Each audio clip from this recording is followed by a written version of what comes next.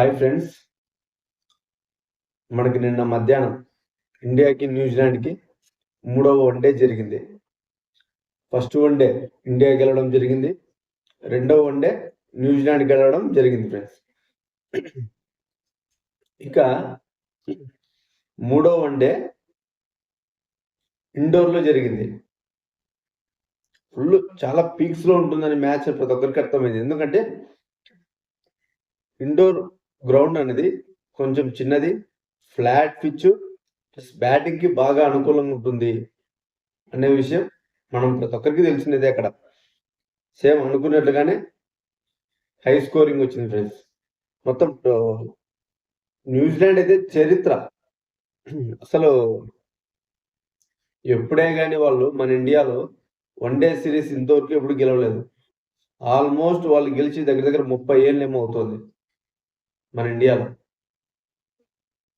అలాంటిది ఈసారి మాత్రం న్యూజిలాండ్ 2-1తో వన్డే టైటిల్ గెలవడం జరిగింది. ఇది ఎలా జరిగింది, ఓవరాల్గా మ్యాచ్ గురించి కనుక మనం మాట్లాడుకుంటే, టాస్ అయితే న్యూజిలాండ్ గెలిచింది. ఇండోర్లో ఫస్ట్ బ్యాటింగ్ ఎవరు చేస్తారో 90% వాళ్ళే గెలవడానికి ఆస్కారం ఉంది. ఇది మనం చెప్తున్నది కాదు, హిస్టరీలో జరిగినదే. లాస్ట్ 9 మ్యాచెస్గా తీసుకుంటే మొదట బ్యాటింగ్ చేసిన జట్టు 9లో 6 మ్యాచెస్ గెలిచినాయి. ఫస్ట్ ఎవరైతే బ్యాటింగ్ చేసి ఉంటారో వాళ్ళు కేవలం 3 వన్డేలు మాత్రమే రెండవ బ్యాటింగ్ ఎవరైతే చేస్తారో వాళ్ళు గెలవడం జరిగింది. అట్లా ఫ్రెండ్స్, ఓవరాల్గా అయితే న్యూజిలాండ్ వాళ్ళు ఫస్ట్ బ్యాటింగ్ చేయడం జరిగింది. స్టార్టింగ్ కూడా మంచి మన బౌలర్లు కూడా స్వింగ్ రావడం, ఈ పవర్ ప్లేని ఉపయోగించుకోవడం, అక్షదీప్ కానీ హర్షిత్ రాణా కానీ మంచిగా వికెట్లు తీయడం, కొంచెం స్కోర్ని అయితే కొంచెం లైట్గా కంట్రోల్ చేయడం జరిగింది. ఇంకా చిన్నగా ఇంకా మిడిల్ ఆర్డర్ వాళ్ళది న్యూజిలాండ్ది రన్నింగ్ బాల్ ఎక్కువ స్పీడ్ లేకుండా చాలా నిదానంగా బాల్ టు బాల్ సింగిల్స్ తీసుకుంటా మధ్య మధ్యలో 4లు కొట్టుకుంటా మ్యాచ్ని అయితే ముందుకు తీసుకోవడం జరిగింది. ఈ మ్యాచ్కి ప్రధాన కారణం డారెల్ మిచెల్. ఈ డారెల్ మిచెల్ వన్డేలో మన ఇండియా మీద చాలా బాగా మంచి రికార్డు ఉంది. అతనికి చాలా బాగా ఆడడం, అతని తగ్గట్టుకు మన గ్రీన్ ఫిలిప్స్, అందరూ అతన్ని స్పైడర్ మ్యాన్ అంటాం కదా, అతను మిడిల్ ఆర్డర్స్లో చాలా కూల్గా ఎటువంటి ప్రెజర్ అనేది లేకోకుండా మంచిగా బ్యాటింగ్ చేయడం జరిగింది ఫ్రెండ్స్. సింగల్ తీసుకుంటేనే వాళ్ళు మంచి మిడిల్ ఆర్డర్స్లో చాలా బాగా ఆడారు. వాళ్ళ పార్ట్నర్షిప్ ఆల్మోస్ట్ 200+ ఫ్రెండ్స్. చూడండి మీరు ఎంత కన్సిస్టెన్స్గా బ్యాటింగ్ చేసినారు వీళ్ళు. అట్లా కానీ మన ఫీల్డింగ్ కూడా కొన్ని ఫెయిల్యూర్స్ ఉన్నాయి, అది కూడా వాళ్ళు యూజ్ చేసుకున్నారు అనమాట. ఆ తర్వాత ఎప్పుడైతే 200 దాటిందో స్కోరు, అప్పటికి 200 ఫర్ 3 వికెట్లు మాత్రమే పడ్డాయి. డారెల్ మిచెల్, గ్రీన్ ఫిలిప్స్ సెంచరీలు చేయడం, స్కోరు బాగా మన బ్యాటర్ మన బౌలర్లు ఎన్ని ప్రయత్నాలు చేసినా కూడా అది బ్యాటింగ్ పిచ్ అనమాట. బ్యాటింగ్ పిచ్ కాబట్టి అందులోనూ గ్రౌండ్ చిన్నది, ప్లస్ మన ఫీల్డర్స్ కూడా కొన్ని తప్పుదాలు ఉన్నాయి. మన బౌలర్లు యార్కర్ కోసం ట్రై చేయడం, ఇలా మొత్తం ఓవరాల్గా అయితే ఎన్ని ట్రై చేసినా కూడా డారెల్ మిచెల్ మాత్రం full shots, cover drive, straight, మొత్తం ప్రతి ఒక్క షాట్ ఆడడం జరిగిందండి. అతను చాలా మంచిగా స్కోర్ చేయడం, ఫిలిప్స్ వీళ్ళంతా. ఓవరాల్గా అయితే 337, 8 వికెట్లు 50 ఓవర్లకి. ఇది ఓవరాల్గా న్యూజిలాండ్ బ్యాటింగ్. ఇక మన రోహిత్ శర్మ, సుబ్రమణ్యం గిల్ ఫస్ట్ బ్యాటింగ్ దిగినారు.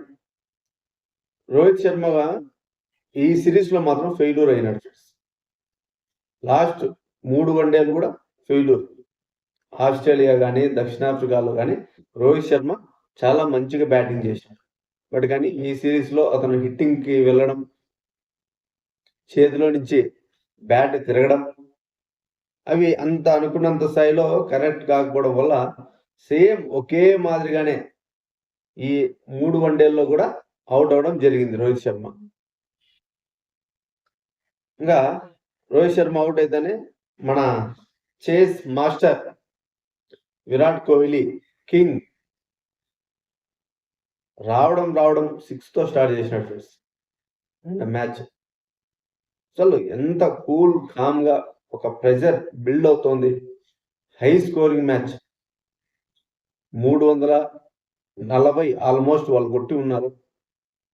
త్వరగా 2 వికెట్లు పడడం జరిగింది. గిల్ కూడా అవుట్ అవుతాడు. రోహిత్ శర్మ అవుట్ అయిపోయి గిల్ అవుట్ అయ్యా. ఇక భారం అంతా కోహ్లీ మీద, కేఎల్ రాహుల్ మీద పడింది అప్పటికే. కానీ ఇక్కడ చిన్న ట్విస్ట్ జరిగింది నిన్న. ఎప్పుడు మిడిల్ ఆర్డర్లో మనకి శ్రేయస్ అయ్యర్, కేఎల్ రాహుల్ చాలా స్ట్రాంగ్ బ్యాటర్స్ వల్ల మిడిల్ ఆర్డర్స్లో ఎప్పుడు ఓపెనర్లు ఫెయిల్ అయినా కూడా శ్రేయస్ అయ్యర్, కేఎల్ రాహుల్ ఎంతో చక్కగా బ్యాటింగ్ చేసి మన ఇండియాని ఎన్నోసార్లు గెలిపించారు. నిన్న బ్యాడ్ లక్ అనుకోవచ్చు. వీళ్ళ ఇద్దరు కూడా త్వరగా అవుట్ అవ్వడం ఇండియాకి చాలా దెబ్బ పడింది నిన్న. అదే వాళ్ళిద్దరూ కనుక ఉండింటే ఖచ్చితంగా నిన్న ఇండియా గెలిచి ఉండేది ఫ్రెండ్స్. బట్ కానీ అనుకోకుండా వీళ్ళు ఇద్దరు అవుట్ అవ్వడం అది ఇండియాని చాలా ప్రెజర్లోకి నెట్టేసింది అనమాట. అప్పుడు మనకి నితీష్ కుమార్ రెడ్డి బ్యాటింగ్ రావడం, ఇంకా శ్రేయస్ అయ్యర్, కేఎల్ రాహుల్ అవుట్ అయినారు. నితీష్ కుమార్ రెడ్డి రావడం, అతను చాలా ఓపికగా, చాలా మెచ్యూర్డ్గా మనం చూసాం. నితీష్ కుమార్ రెడ్డి బ్యాటింగ్ ఆస్ట్రేలియాలో ఎలా ఆడాడని. ఇక్కడ కూడా ఆపర్చునిటీ అయితే నిన్న బాగా ఆడాడు ఫ్రెండ్స్. హాఫ్ సెంచరీ చేసుకోవడం, విరాట్ కోహ్లీతో కూడా దగ్గర 88 రన్స్ పార్ట్నర్షిప్ తీసుకోవడం, ఇండియాని ఒక మంచి స్టేజ్లోకి తెచ్చారు. కానీ ఒక బిగ్ షాట్ కోసం వెళ్ళడం నితీష్ కుమార్ రెడ్డి, అతను వికెట్ కోల్పోవడం జరిగింది. అసలు అప్పటికి ప్రెజర్ కొద్దిగా తగ్గింది. కానీ హర్షిత్ రాణా వచ్చిన తర్వాత అసలు ఎవరు ఎక్స్పెక్ట్ చేయలేదు హర్షిత్ రాణా ఇలా బ్యాటింగ్ చేశాడు. వండర్ఫుల్. హర్షిత్ రాణా నిన్న అసలు ఆ బ్యాటింగ్ చేసినాడు ఫ్రెండ్స్. మామూలు బ్యాటింగ్ కాదు, అసలు చాలా బాగా చేసినాడు. Just 24 years. అసలు నేను కొన్ని రోజులుగా చూస్తూ ఉన్నాను. Day by day Harshit Rana చాలా గ్రోత్ అవుతున్నాడు ఫ్రెండ్స్. అసలు T20లో కావచ్చు, వన్డేలో కానీ, టెస్ట్లో అతను ఇంకా అంత పర్ఫార్మెన్స్ చేయలేదు. కానీ వన్డేలో, T20లో అతను రెగ్యులర్గా మెంబర్ అయిపోయినాడు. 11 మెంబర్స్లో అతను. అసలు ఇంకా కోహ్లీకి సపోర్ట్ చేసుకుంటూ హర్షిత్ రాణా కూడా చాలా బాగా ఆడడం జరిగింది నిన్న మ్యాచ్. ఓవరాల్గా హర్షిత్ రాణా, విరాట్ కోహ్లీ ఆడుతున్నంతసేపు ఇక మ్యాచ్ మందే, చాలా ఈజీగా గెలిచేస్తారు అనే స్టేజ్లోకి వెళ్ళిపోయింది. హర్షిత్ రాణా 3 సిక్స్లు కొట్టడం, హాఫ్ సెంచరీ చేయడం, విరాట్ కోహ్లీ కూడా సెంచరీ చేసి అప్పటికి సెంచరీ చేయడం, అసలు మైండ్ బ్లోయింగ్ అనమాట విరాట్ కోహ్లీ సెంచరీ అనేది.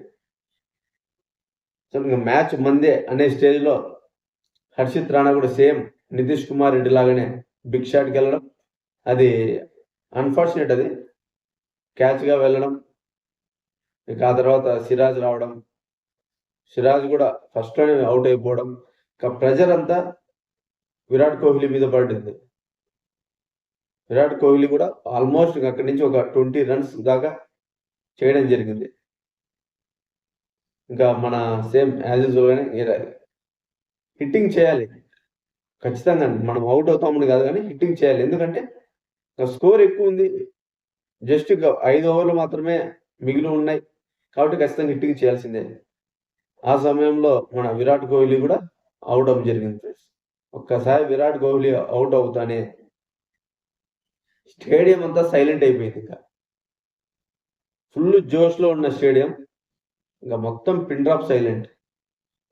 ఇంకా విరాట్ కోహ్లీ అవుట్ అయితేనే ఇంకా మ్యాచ్ మన ఇండియా ఓడిపోయిందనే విషయం ప్రతి ఒక్క వ్యక్తికి తెలుసు.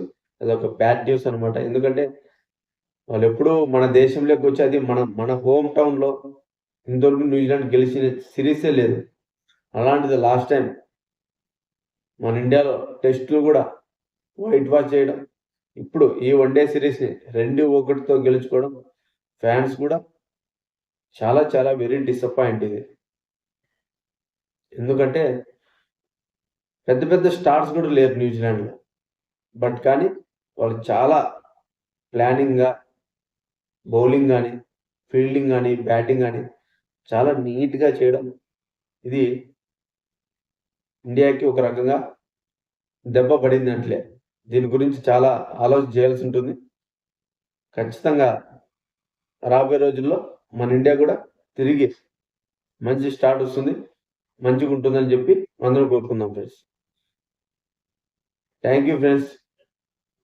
లైక్ చేయండి, షేర్ చేయండి, సబ్స్క్రైబ్ కూడా చేసుకోండి ఫ్రెండ్స్. ఇలాంటి ఎన్నో అప్డేట్స్ మన ఛానల్లో వస్తూ ఉంటాయి. Thank you friends.